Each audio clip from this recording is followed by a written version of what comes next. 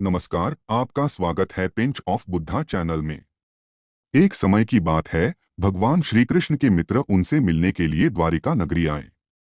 भगवान श्री कृष्ण ने उनका गर्मजोशी से स्वागत किया और आने का कारण पूछा। उनके सखा ने विनम्रता से कहा, हे केशव, तुम तो सर्वज्ञ हो, सब कुछ जानते हो।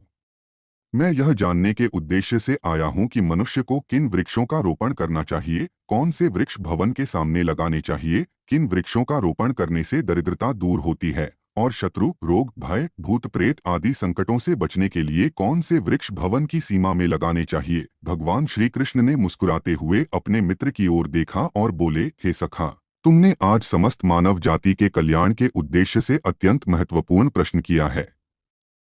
इस संसार में वृक्षों का बहुत बड़ा योगदान है। वृक्ष सदा ही पूजनीय हैं।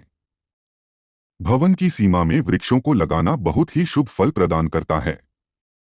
वृक्ष और पौधे भवन की सुंदरता बढ़ाते हैं और वातावरण को शुद्ध रखते हैं। वृक्षों से सकारात्मक ऊर्जा का संचार होता है, जो मनुष्य के जीवन के लिए अत्यंत आवश्यक होती है। वृक्ष नकारात्मकता को कम करके वातावरण को अधिक सकारात्मक बनाते हैं। घर के सामने शुभ पेड़ पौधे लगाने से घर में सुख समृद्धि आती है और ये पेड़ पौधे कई प्रकार के वास्तु दोषों को नष्ट करते हैं। घर के आंगन में खड़े वृक्ष देवताओं के समान घर की रक्षा करते हैं। हे मित्र, भवन के पास कौन से पौधे लगाने चाहिए और कौन से नहीं, इसके बारे में बताने से पूर्व मैं तुम्हें एक प्राचीन कथा सुनाता हूँ। इससे तुम्हें समझ में आ जाएगा कि वृक्षों का और पेड़ पौधों का भवन के पास लगाना कितना शुभ होता है और कौन से पौधे भवन के पास लगाने से दुख एवं दरिद्रता आती है। जो भी मनुष्य इस कथा का श्रवण करता है, उसके सैकड़ों पाप नष्ट हो जाते हैं और उसकी दरिद्रता का नाश होता है। भगवान श्री कृष्ण का सखा कहता है, हे केशव, मैं इस कथा को अवश्य ध्यान से पूरा सुनूंगा। कृपया मुझे वह कथा सुनाओ। भगवान श्री कृष्ण कहते हैं, हे सखा, पूर्व काल की बात है। मध्य देश में एक अत्यंत शोभायमान नगरी थी। उस नगरी में धनेश्वर नाम का वैश्य अपनी पत्नी सुमति के साथ निवास करता था। धनेश्वर भगवान विष्णु का भक्त था और नित्य उनकी पूजा करता था। धनेश्वर की पत्नी भी सुशील और गृह कार्य में दक्ष थी। उनके घर में धन धान्य की कोई कमी नहीं थी। भगवान की कृपा से उनके पास सब कुछ था। अनेक दिन बीत जाने के बाद सुमति ने अपने आंगन में कुछ वृक्षों का रोपण किया और नित्य उन वृक्षों को जल चढ़ाकर उनकी सेवा करने लगी। लेकिन सुमति को वृक्ष रोपण का ज्ञान नहीं था। उसने जो वृक्ष प्रिय लगे उन्हीं का रोपण किया, जो वृक्ष अशुभ होते हैं।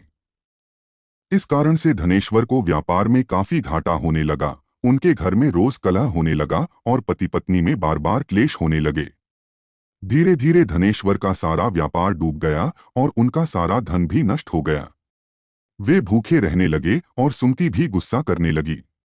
धनेश्वर काम मांगने के लिए गांव में घूमने लगा, लेकिन उसे कहीं भी काम नहीं मिला। दोनों पूरी तरह से हतबल हो गए थे। धनेश्वर ने अपनी पत्नी के सारे गहने भी बेच डाले और जो कुछ भी अन्न मिला उसी से पेट भर लिया। एक दिन एक साधु महात्मा धनेश्वर के घर पर आए। उन्हें देखकर धनेश्वर ने प्रणाम किया और कहा, हे साधु महाराज, पधारिए। इस गरीब के घर में आपका स्वागत है। कहिए, मैं आपकी किस प्रकार से सहायता कर सकता हूँ? साधु महाराज ने कहा, हे महोदय, मैं तीर्थ यात्रा पर निकला हूँ और विश्राम करने के लिए कोई जगह खोज रहा हूँ। यदि आपको कोई कष्ट न हो तो मुझे अपने घर में स्थान दे दें। मैं अनेक दिनों से भूखा हूँ, कुछ भोजन भी प्राप्त हो जाए तो बड़ी कृपा होगी। धनेश्वर ने कहा, हे साधु महात्मा, आप अवश्य ही पुण्यात्मा दिखाई पड़ते हैं। आपके मुखमंडल पर बहुत तेज है। आपकी सेवा करने का मुझे सौभाग्य मिल रहा है। कृपया घर के भीतर चलिए। फिर वह साधु महाराज धनेश्वर के घर के भीतर गए और विश्राम करने लगे। धनेश्वर ने साधु महाराज की बड़ी सेवा की, लेकिन उसके पास अन्न का एक दाना नहीं था। उसने अपनी पत्नी से कहा, हे प्रिय, आज हमारे घर पर जो साधु महात्मा आए हैं वे बड़े पुण्यवान दिखाई पड़ रहे हैं। हमें उनके भोजन के लिए कुछ उपाय करना चाहिए।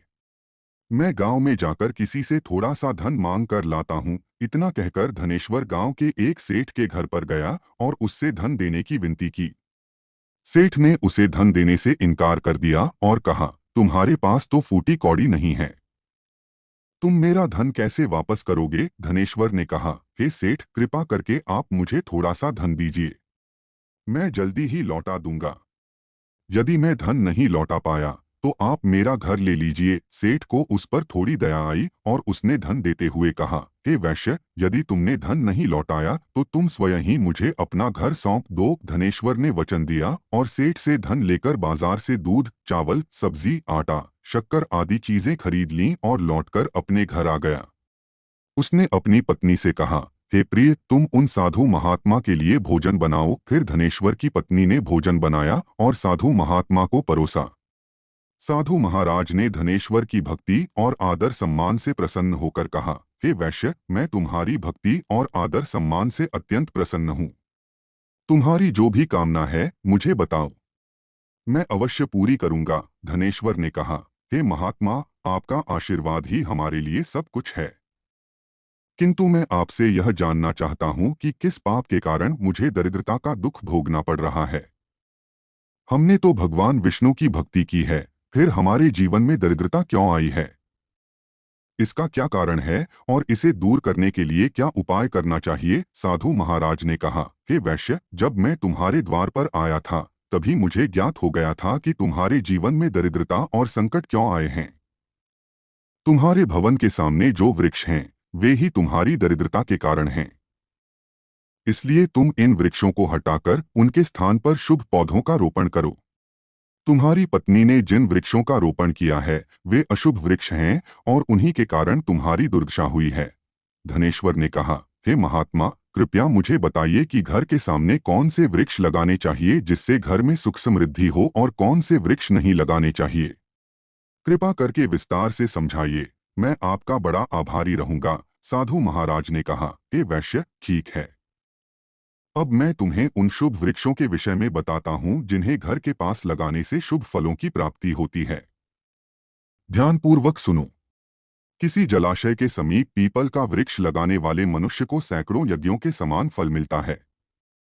पीपल के पत्ते जब जलाशय में गिरते हैं तो वे पिंड के समान होकर पितरों को तृप्ति प्रदान करते हैं। इससे सभी प्रकार के पितरी दोष समाप्त हो जाते हैं। आंवला का फल पवित्र और भगवान विष्णु को अत्यंत प्रिय है। इसे लगाने से स्त्री और पुरुष जन्म मृत्यु के बंधन से मुक्त हो जाते हैं। अशोक का वृक्ष शोक का नाश करने वाला होता है। इसे घर के पास लगाने से सुख शांति बनी रहती है। पाकड़ का वृक्ष महायज्ञ के समान फल प्रदान करता है। इसे कलयुग में यज्ञ न कर पाने वाले मनुष्यों को अवश्य लगाना चाहिए। नीम का वृक्ष आयु प्रदान करने वाला होता है। इसे घर के पास लगाने से नाना प्रकार के रोगों से छुटकारा मिलता है। जामुन का वृक्ष कन्या प्राप्ति की कामना करने वाले मनुष्यों को लगाना चाहिए। पलाश का वृक्ष जन्म मरण के बंधन को तोड़ने वाला होता है। वट का वृक्ष मोक्ष प्रदान करने वाला होता है। केला एवं गुलर के वृक्ष धन की वृद्धि करने वाले होते हैं। इन्हें लगाने से दरिद्रता दूर होती है।